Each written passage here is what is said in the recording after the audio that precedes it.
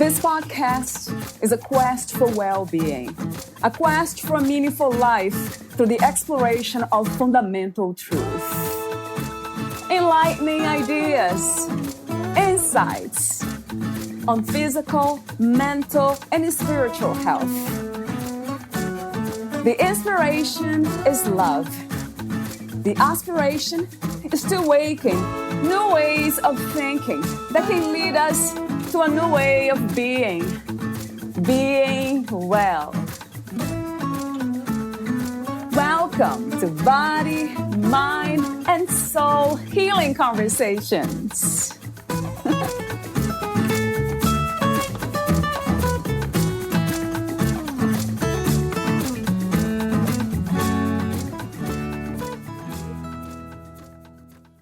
I believe that each human being has a unique gift to offer to the world.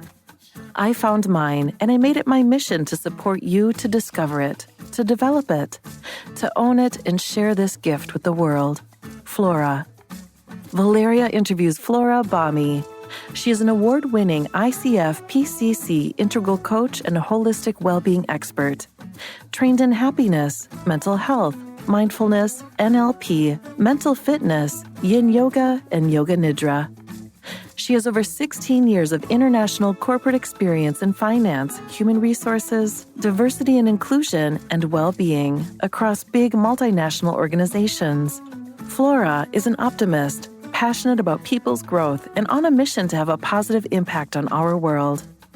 She is a motivational speaker, writer, and often guest speaker on podcasts.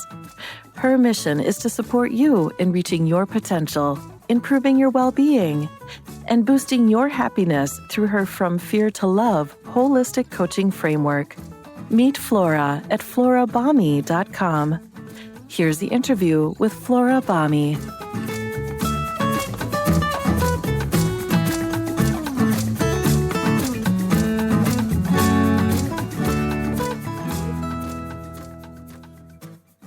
In your own words, who is Flora Bami? And I have to add that we have met before, and I probably asked you the same question. So it has been a long time since we talked just briefly now off record. So what has changed? How have you evolved or kind of transformed, if that happened, as of today, Flora? Thanks, Valeria, for this question. Of course, I have transformed even more. I think this is a journey that never ends. Right. As long as we stay open and curious and we try to dance with life. So this is my new mantra, actually, over the last months, flowing and dancing with life. Yes. So since the last time we spoke, I think the biggest change or transformation is mostly around the energy of flowing, even with discomfort, and forcing things to happen. I think the energies are so different when you're into the controlling and forcing. Right. And sometimes we're not even aware that this happens. Right. But I think the last year and a half, since the last time that we spoke, it's really kind of learning to fully surrender, trust. So I think I strengthen a lot my trust muscle. But just surrendering and flowing and enjoying life and then dancing with everything that comes our way.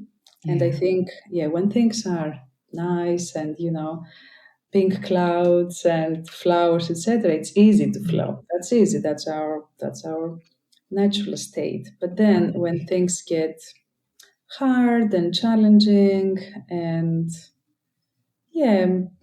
experiencing some difficult emotions, going through some problems, or then I think this was my biggest learning. How can I flow even with uncertainty, even with discomfort, right? Yeah. Like a river would do, a stream, sometimes it just flows and this generates its beautiful sound, which has such a soothing and healing effect on us, on human beings. But other times it ends up into kind of big rocks, or it needs to do to turn right, or So yeah, there, what are we doing? How can we flow with that comes? Because there's so much beauty into the challenge, into the discomfort. Mm.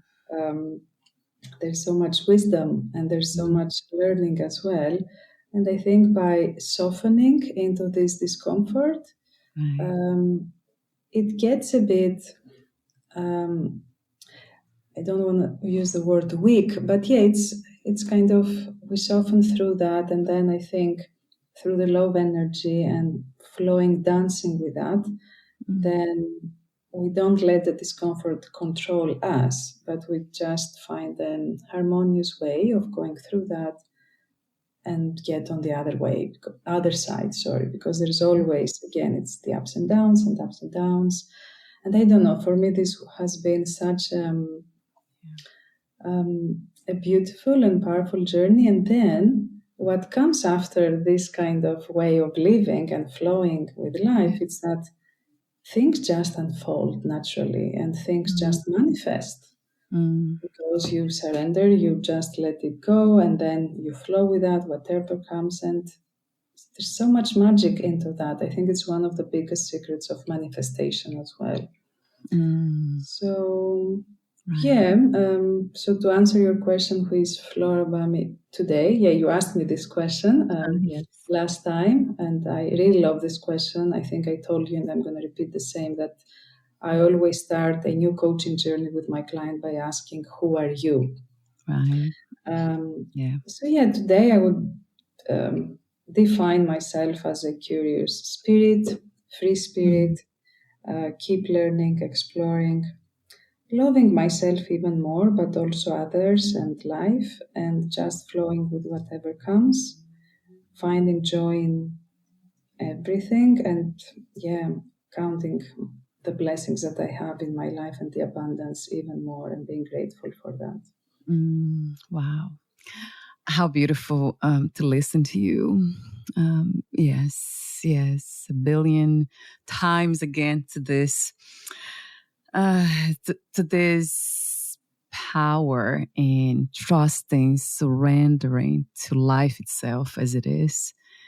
There's, I say power because it is very powerful when we do that. Some people believe that's the opposite, right? That we should be trying really hard to control the outcomes and doing whatever it takes, whatever we can. But it's true. It's I mean, I doing whatever it's called for us to do, it's one thing, but not everything that we can do.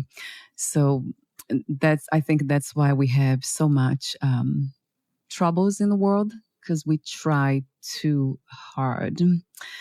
So the topic of our conversation I titled From Fear to Love, Manifestation, Flow, and Emotional Well-Being.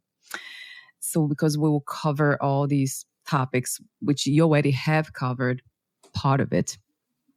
So talk to me for a moment about this idea of manifestation. You know, I hear a lot about it, and for some reason, I was interested in it some time ago. Uh, but now, I don't know. I go back to what I know to be true, that what is meant to happen will happen, and what is not meant to happen will not happen. So I would love to hear, what are your specific thoughts about and feelings about manifestation? What is the nature of it? Yeah, I think it's a buzzword, right? Manifestation. Yeah, yeah. Since I just started my journey exploring, reading, learning, studying, it has been a big thing from Jack Cornfield, I remember, Louise Hayes, the law of attraction, right? Hmm. I follow Yeah, Gabby Bernstein. So there is so much out there around manifestation. right. But I think there is one part which, because we all want to manifest a better life, right? Yeah. And the first question is for me, does that come from our mind or our Mm, heart, our soul, right, right? Our true right. self. Yeah. So if we want to manifest what we think is the right thing for us through our Mm, mind, And we use, I would call them a bit superficial kind of manifestation tools that great experts out there, they keep promoting, but I Right. call them superficial because, yeah, just building a vision board and keep repeating some powerful affirmations. For sure, I'm going to feel better. I'm going to feel connected into what I want. But if my subconscious is doesn't allow me, right, doesn't offer me the permission to accept the manifestation that I want, to receive it, to feel worthy of it, then this will never happen. So I think, and again, this is one of the areas that I went a bit deeper since the last time we talked. Yeah. And thanks, to be honest, to a great philosophy that I came across called to be magnetic. So I really admire how Lacey Phillips, he came up with this concept that we manifest from our subconscious, not just our thoughts, right? Right. And Yeah. for her, which for me has been really powerful and deep, there are three layers into manifestation. One is unblocking, so really working with my subconscious and my limiting beliefs, really working with the triggers. Every time that I'm triggered, Yeah. this is such a gift, actually, Yeah. because it means that there's something unhealed, there's an open wound there. So it's not just my partner, my friend, my colleague, my boss triggering me and it's their fault because they do this, this, and this. No, Yeah. it's what is triggered within me and what I need to look into, where I need to dig into from the past, just to build a bit more awareness around this wound, right? Right. In order then to start unblocking that wound, because it's kind of expanding our capacity to manifest. If my core belief is that I'm not worthy of love, I'm just choosing a deep one, how am I going to manifest a love partner or a romantic relationship, right? Or even just loving friendships or just loving connections with my family, for example. So this one layer is that really unblocking and working with the subconscious. And the second one is expander, so expanding. So really, okay, what do I want? I want to manifest, let's say, a love partner, right? Do I have, okay, I need clarity into that. So this is how the vision board or the list that we normally write down can help just to get more clarity. Yeah. But then we need really to go into a deeper level. Okay, why do I want that and how am I going to feel once I get that? So it's really the emotional state that attracts. I cannot attract love or joy or gratitude if I'm just miserable, right? Yeah. I think the fear energy. And then I need expander. So I really need to say, okay, where do I feel this way? Do I have around me people that they do embody what I would like to manifest? So really just connecting with this beautiful energy that maybe I don't have it yet. Maybe I had it in the past. Right. Maybe I have it present in other areas of my life. So I need to expand more and more into this beautiful loving energy. And the third layer is aligned action, which I think for me has been such a big eye opening and game changer. Okay, what does it mean, aligned action? So, am I taking actions, decisions, choices from low self worth or high self worth? Right. Right? Going back to the example of I want to manifest a love partner, right? Or a new job, for example, right? Right. How am I choosing? How am I acting into my life? Like, okay, yeah, I can settle with the job, that's fine. It doesn't really fit all my criteria. It doesn't make me fully happy, but let me settle even though I don't feel well, even though it's not fully aligned with my values. Same with a relationship, right? Yeah. How many of us we're just settling? And when we settle, this comes from a fear energy. And this comes from low self-worth because I believe that subconsciously now, right? I'm out there, I may not find someone better, or there's nothing there better for me, or I'm gonna be alone. There are these kind of thoughts and patterns. So Yeah. taking aligned action, it's really asking ourselves, okay, what my higher self would do, what someone who loves themselves, someone who has high self-worth would do. And this question, it's not an easy one to answer, because if we keep settling in our life and just Yeah. yeah, not really moving into relationships or connecting with people or getting a job or opportunities that really unleash our potential, Yeah. then it's not an easy question to answer because we don't know. So by tapping into this question, this is how we expand our structure of interpretation, and then we start thinking, what someone who loves themselves would do. Would I settle with this kind of relationship which is not in line with my values, which doesn't make me happy, Right. or which keeps triggering me all the time? So there's a mismatch into the energy as well, right? Yeah. So I think these three layers, and by working through them, because you work into your subconscious, you work a lot with your environment, your energy, what kind of frequency are you vibrating, right? How you approach life. Are you expanding or are you playing small? And then really tapping into your high self worth kind of, high self worth uh, muscle instead Yeah. of always playing small. And this is so deep, actually. For me, this was really, as I said, the game changer. So then, when we operate from, we're just into the love energy, not into fear, because this Right. is the subconscious fear that blocks our manifestations, Yeah. right? The Yeah. love energy is the energy of abundance. It's the energy that will attract into my life, as you said before, what is really meant for me to happen, not something Right. that I'm forcing to happen, because I think this is the right thing for me. Yes. And then by playing a bit with these three kind of muscles and strengthening them, and this is how the flow, what I said before, how you learn kind of dancing with everything, and then you say, this is not for me, but I trust. I'm gonna flow even with discomfort. I'm gonna move, and this is how you build your patience muscle, because yeah, I may want a partner tomorrow, but there are so many other things out there. Am I right? And if I don't see it in my life, okay, what else? Maybe I need to look inwards, or Yeah. where do I have abundance? Which are my blessings that I can expand and keep expanding and keep unblocking and keep taking aligned action. So I was discussing this recently with my sister, because we have been contemplating on manifestation for years. Yeah.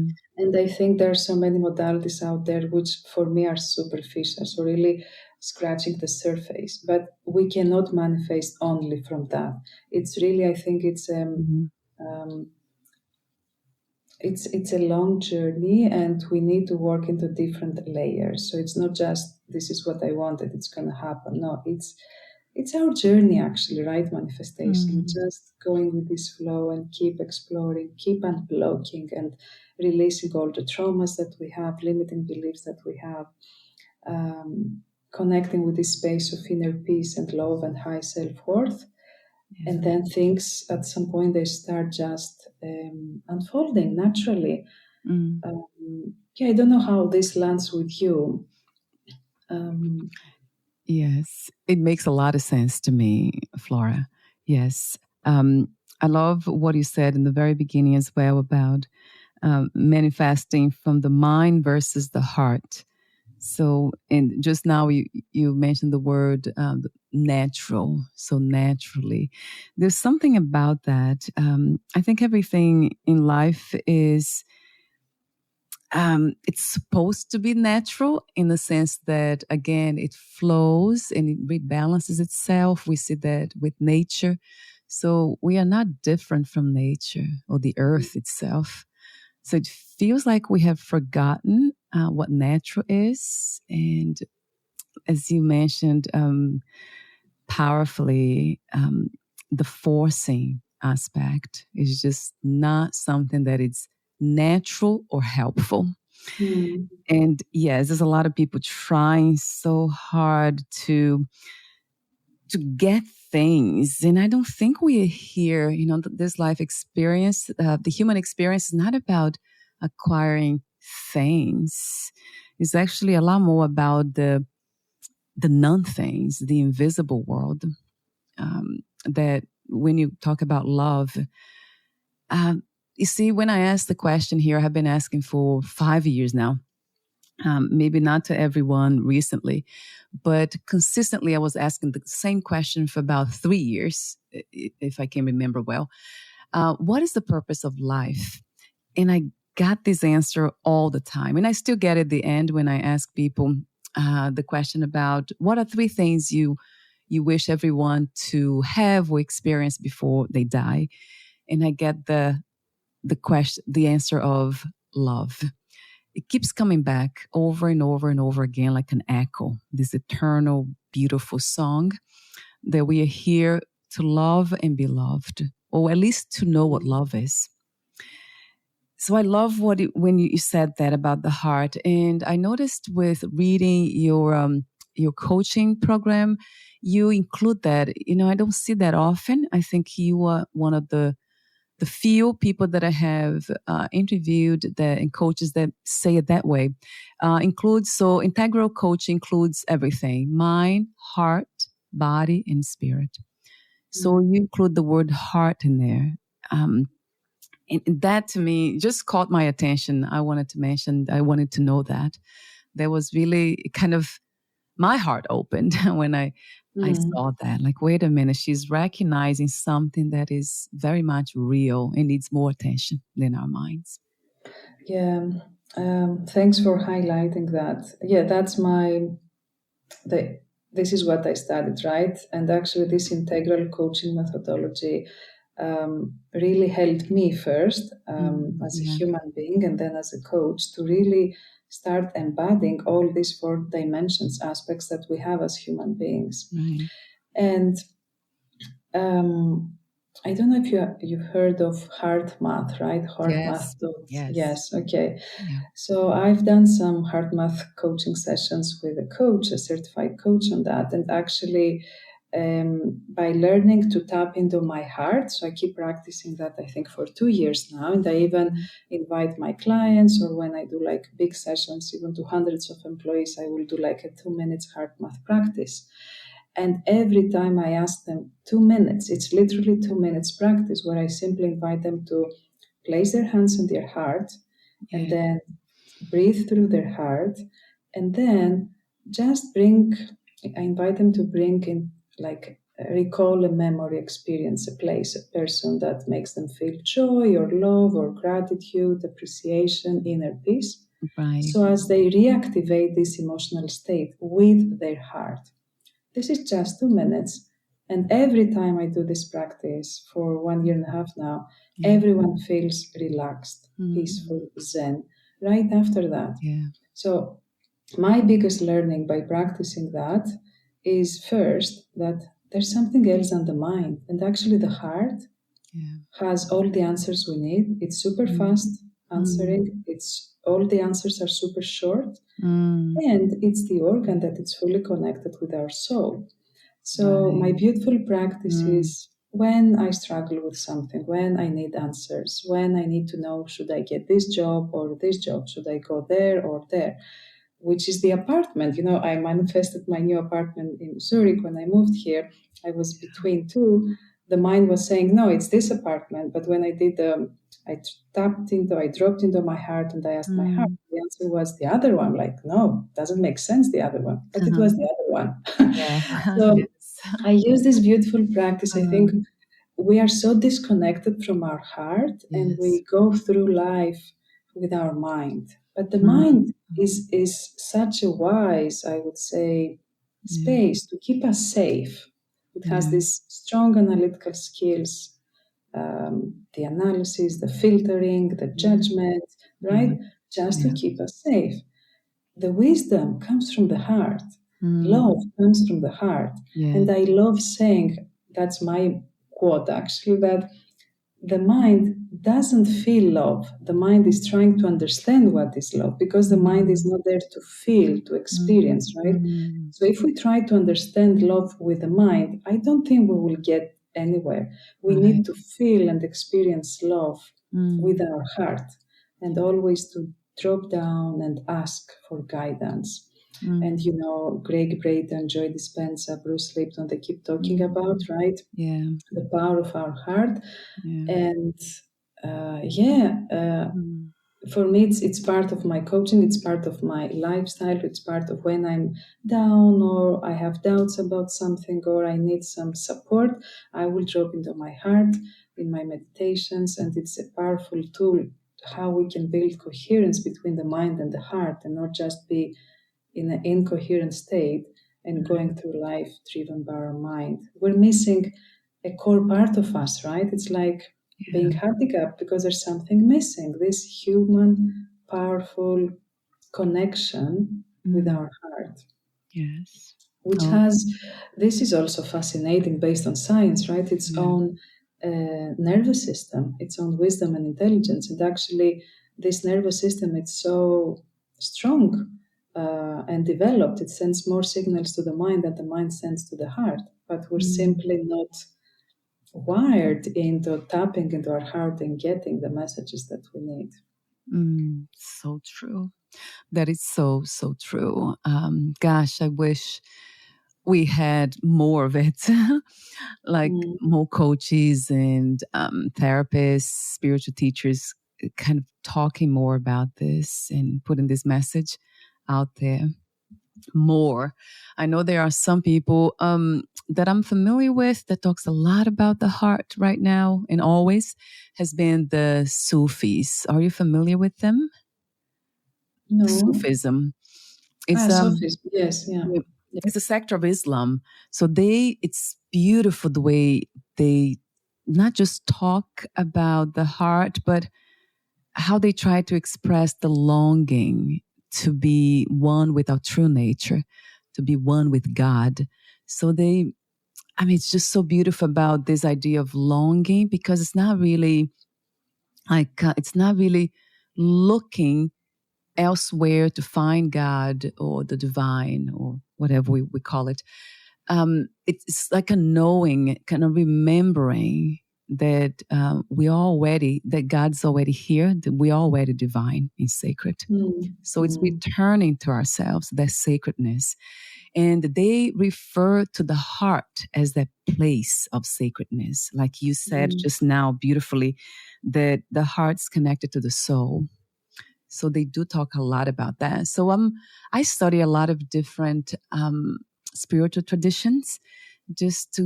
From time to time it changes depending. Like speaking of flow, whatever, it's whatever I'm being called to listen to. I would just flow towards it. And a lot of times it's all these teachings, these higher ideas of what we are meant to do here. And that's why I said that earlier about this idea of manifestation, that we are just here to do one thing. It's to learn how to love ourselves, others, our environment, and everything else in between. Do you resonate with this radical idea, Flora? Yeah, because when we come into the world, we are love, right? Yeah. At least for the first 3, 4, 5 years, right? The mind is not Yes. fully developed, so we're just pure love. Yes. And then we choose to come into a lifetime in order to go through a journey and then to unlearn maybe a few things, to do some healing, and then go back into love. And I think the trap with manifestation is, if I'm in love and I'm going through my life tapped into the love energy, or just being open to love myself more, to love others more, to love life more, right? Everything, I can manifest everything. The problem is that we're not into this energy because we are in the lack energy, which is fear, right? Yes. For me, these are the two fundamental energies, fear and love. Yes. Yeah, I'm here to learn to love, and I love that, and you're right. Yes. I fully agree with that. The question is how, and yes. do I know what is love, right? Yes. And if I'm just in this state, it means for me to be into the love state, it means that there's no fear in my beliefs. There's no lack in my beliefs. There's no shame. There's no guilt in my beliefs, right? Yeah. And then, love and high self-worth, they go together. Yes. And then, I manifest everything. So, but it's a journey to get into pure love. We need to open our heart first, right? Yeah. And to start building this beautiful dialogue between the heart and the mind, and loving both, and not just neglecting our heart or the body. And I think love is so gentle, is kind. Love wouldn't judge. Love wouldn't say this is bad or good, black or white.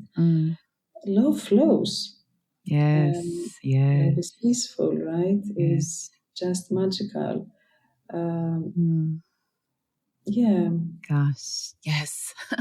Not a trillion times to that truth with a capital T. Yes, love is abundant. Love flows. It's the only reason we are here, and that's where we come from. And that's what we are. But when you talked about the kind of forgetting what love is, or it feels more like that we have created this image, this ego. We have built this false self so we could deal with the world.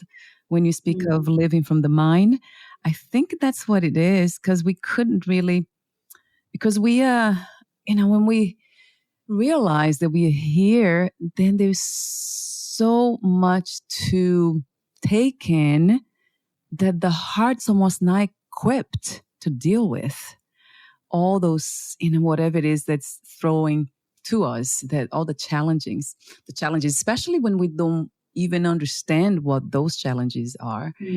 And that's what it feels to me, that we have created this false self called the ego, so we could fit and we could kind of survive in this reality. Talk to me about, this is one thing, but I also, since we are tapping into From Fear to Love, I know you're writing a book right now. Congratulations on that thought alone. That's beautiful. Your contribution to humanity by putting something out there that will stay there. So talk to me about that, where you're at, and what is the main purpose of writing the book? Thank you so much. I really appreciated the way you put it out there. My contribution to the world. This is how I see it, like my legacy. I've been inspired by my spiritual path and the Course in Miracles. So I think what I said earlier, these two fundamental energies, fear and love, really landed, resonated with me. And through my journey, the question, is it love? Is it fear? It's my ego, it's my soul, right? Where this comes from. So these questions really help me kind of to understand how fear feels, behaves, makes me act, and how love would make me feel or act or live my life. And this has been part of my journey so far. So I think 2 years ago or a year and a half ago, I had this idea of, okay, let me put that into writing and let me build a structure, a model that could help people to move gradually, because this is a lifetime journey, right? It's not that I move from fear to love overnight. It's a journey. And then in the beginning, I think it's a bit uncomfortable, right? Going back and forth, because when we move into more love, then the ego becomes so violent and aggressive, and you have this kind, I don't know if you experience that, but you have some breakdowns. I'm like, why? But then it's normal. It's part of moving into love even more, because you're breaking like fundamental patterns that do not serve you anymore. Right. So the idea was, for sure. So I built the structure. I'm exploring what is fear, what is love, how does it feel, which are fear-based thoughts, fear-based emotions, actions, behaviors, versus love-based thoughts, emotions, actions, behaviors, lifestyle, etc. And then the idea is, I have, I think, 10, 12 chapters. So each chapter would be one step that can help people to move from fear to love with practical exercises. I'm always very practical and pragmatic in my coaching. So all the exercises are from my own experience, but also from my clients. Tangible things that people can practice, a bit of science, and then my story and stories from my clients. So as we make that a bit more, so as can resonate with the audience, right? Yeah. Human stories are so powerful. So that's the idea. And I trust also the process because, for example, if I think going through what I'm going through now, it really helps me to even enhance the content and make it even more powerful, right? Because Yeah. the my biggest learnings over the last year, they help me to move into more the love energy and really learn some other patterns and how can I embed those into the book to help the audience. So it will be published, I think, the perfect timing, so as it has all the learnings and lessons, the gifts that I got through my own journey and by coaching my clients and all the other life challenges that I'm going through. Right. So you can call it a bit of spiritual book or personal growth. I think for sure it falls under this category, but it's also super practical with Right. things that can help people to improve their well-being. And yeah, what is love? Simply being well and healthy and dancing, enjoying, thriving, right? Enjoying our life, being at our best at work, at our best in our relationships, and just thriving because we have this gift of life. It's Yeah. offered to us. So just enjoy that the better Yeah. we can. So yeah, that's it keeps me busy now, but I really love um, getting kind of lost, absorbed into the flow, into writing. The structure is there, so I keep adding, and then I have some downloads kind of for self-realizations.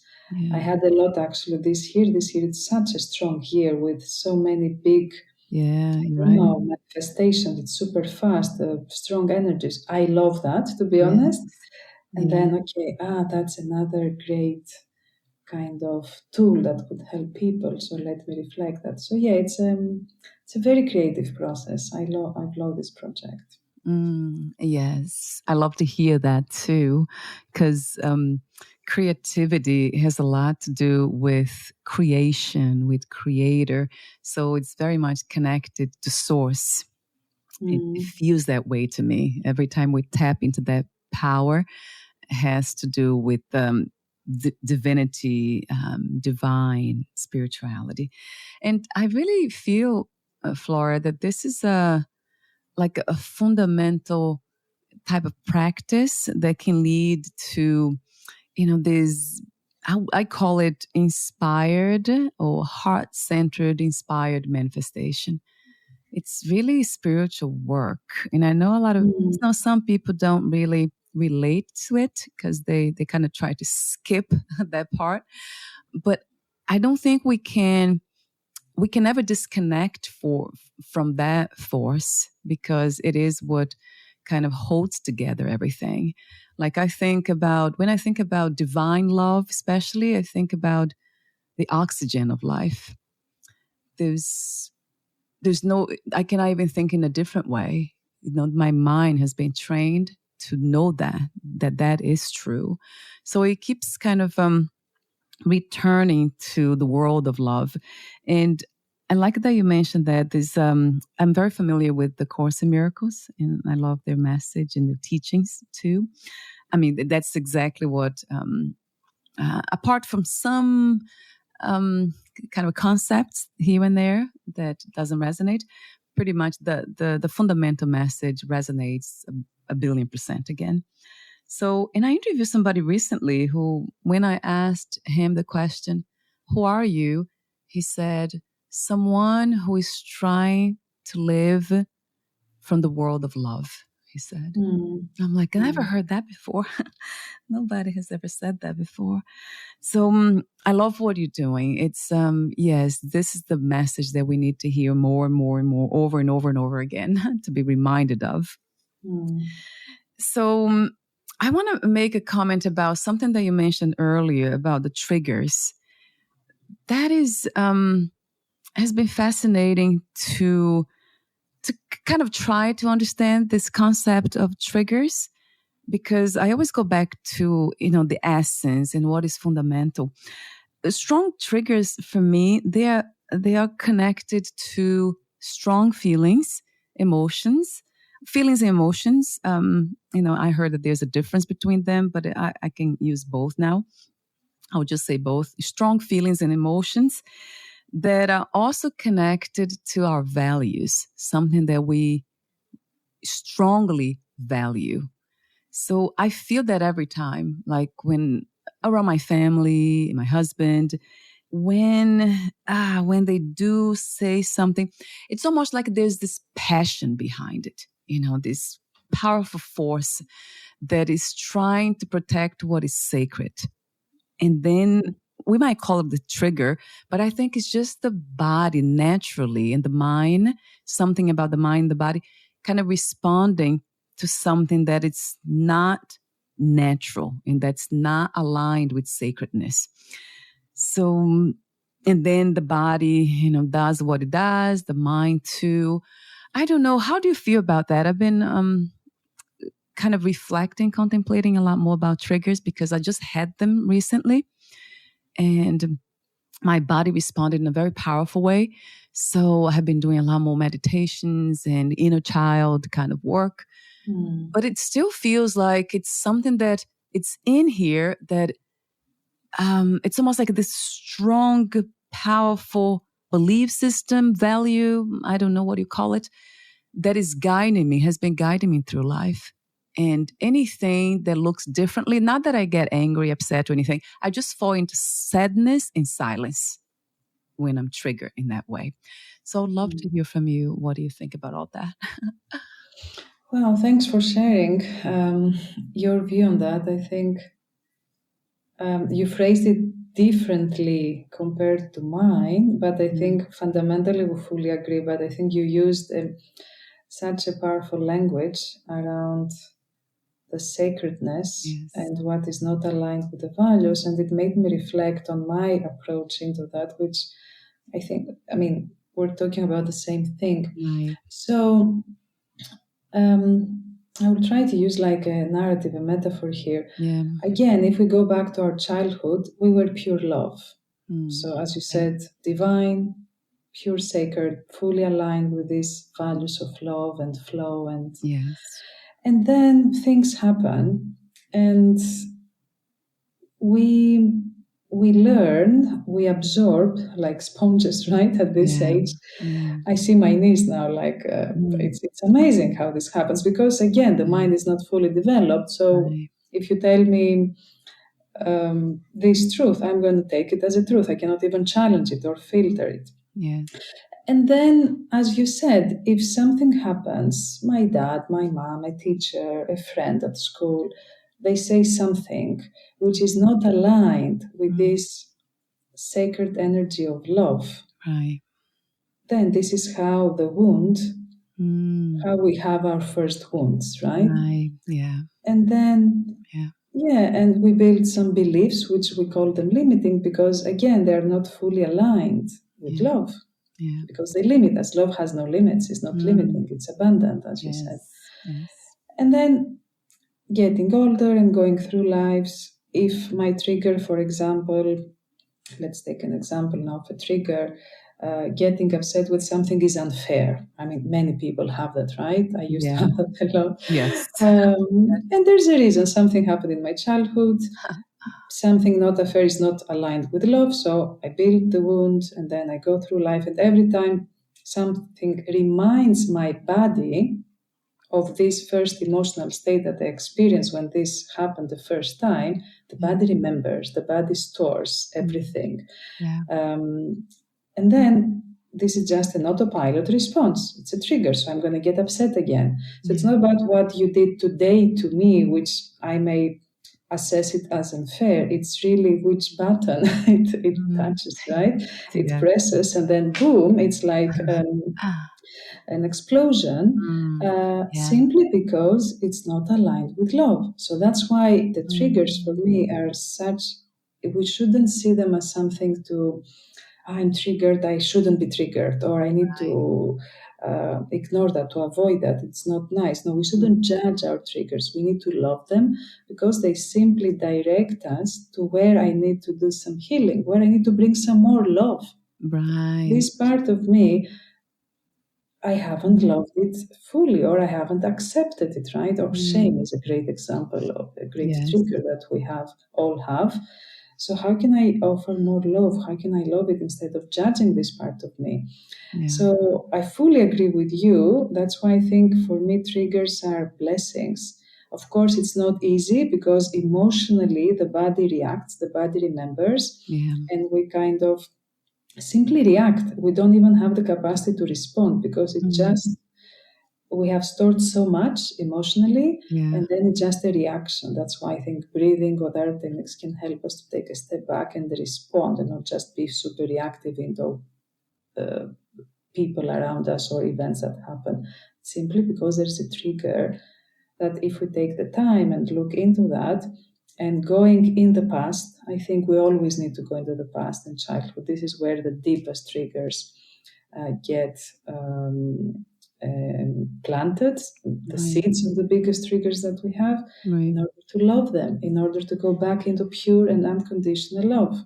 I'm worthy, I'm loved, right? And this is where the magic happens when we do this inner child healing, because we expand, we make stronger this sacred space of love within us, which is divine. Yes. Oh my God, Flora. Yes. What can I say? That's exactly it. Exactly it. And it is the inner child work that I thought I was doing that already. I have been doing the work of healing and spiritual work for so many years now, but it's amazing. I mean, it surprised me that it still shows up. So, but of course, I know why too, because I'm not embracing that sacred place in me fully. So there are some areas in my life that I'm kind of compromising, and I'm just kind of trying to be kind, trying to be compassionate, but you see, the trying thing, it doesn't work. It really doesn't. So I have been trying some aspects in my life. In one aspect, for sure, that I don't want to mention here, not to put the person in. Just to expose somebody. But yes, and I just realize now more than ever that it is by embracing what is sacred within us that we can free ourselves. There's no other way. And it is work. It is a lot of work. So thank you for being there. As a coach, we need them. We need you, beautiful people, for guidance. Thank you. Oh, man. So we almost at the end. I want to mention your website. Where is it? Gosh. I thought I had it here. I had your services too, don't I? Yeah, so florabami.com. It will be clickable on the podcast notes. You also offer coaching for individuals and coaching for organizations, both. So that includes life coaching, mindset coaching, purpose, spiritual coaching, relationship, well-being, executive, self-love, and relationship with self, and resilience coaching. Did I miss anything, Flora? No, that's all. I mean, people ask me why I don't have a niche in my coaching, but as we discussed, my approach is so integral, it's holistic. So it doesn't matter what kind of problem brings you to coaching. I'm going to coach every human being the same way across body, mind, heart, and spirit. And then the person will find the answers that it needs, him, herself, not they wouldn't need me, because when we go through a challenge, it means that there's an imbalance between those four pillars. We ignore our heart, that's a typical one that we all do, or we're not connected to our values, the spiritual one, or emotional, we just struggle emotionally, right? So yeah, that's why, because it felt like the list of my coaching services is long, but these are all topics, themes that I can coach people with. I've been coaching people with. And what I would add as well is podcasts or interviews. I think I love doing that, and I have Yeah. like this inner calling of sharing Yes. my learnings, my wisdom, my expertise even more. And public speaking opportunities as well. Yeah. Wonderful. Gosh, we need your voice out there. That it's very important. And I would say, especially now, I think we have always been in need of that. People that comes from a place of wholeness and speak their truth, speak truth. That is, to me, that's almost like food, more necessary than physical, food for the body. So thank you for being open to exposing your message, your wisdom, your timeless wisdom, and for saying yes to meeting me again today. My pleasure. Oh my God, Flora, I forgot to, so the website will be here, but I wanted to quickly mention we didn't cover much about the somatic emotional regulation and practical somatic tools. So one of the things that I often do, like recently I was triggered, as I mentioned, I've been doing a lot of breathing exercise. So would you add anything else to that? Any other kind of somatic technique?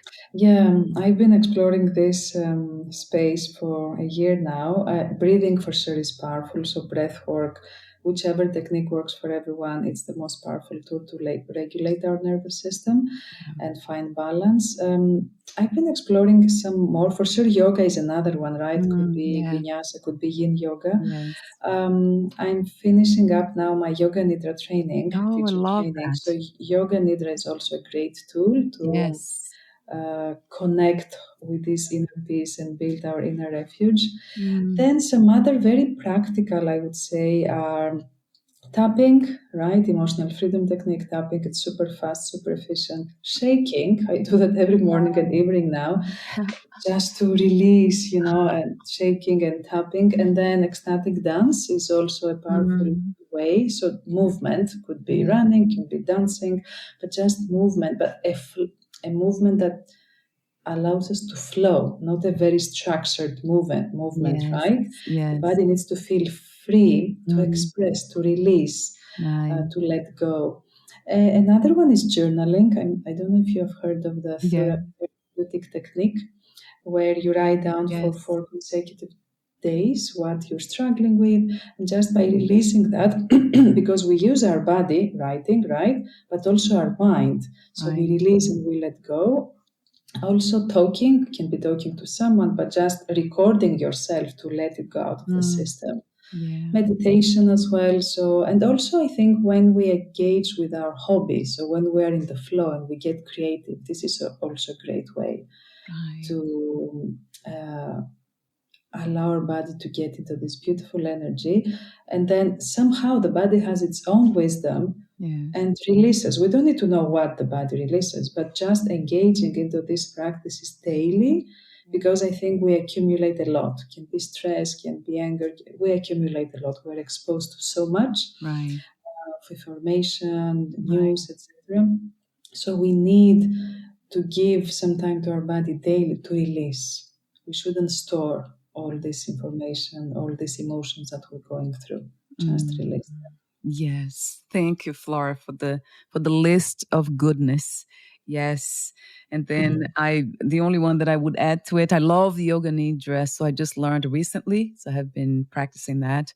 And being nature. Nature has been my source of everything in a way, inspiration, of love, and everything else that I can list here of greatness.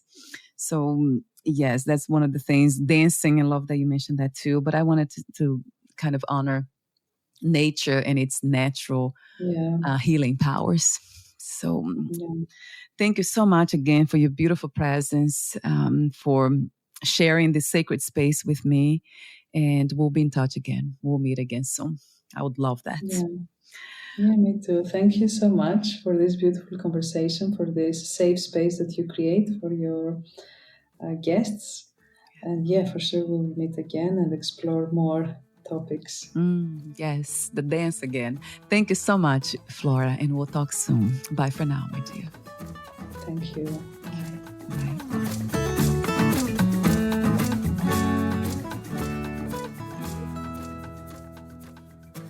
Thank you for listening. To learn more about Flora Bami and her work, please visit florabami.com.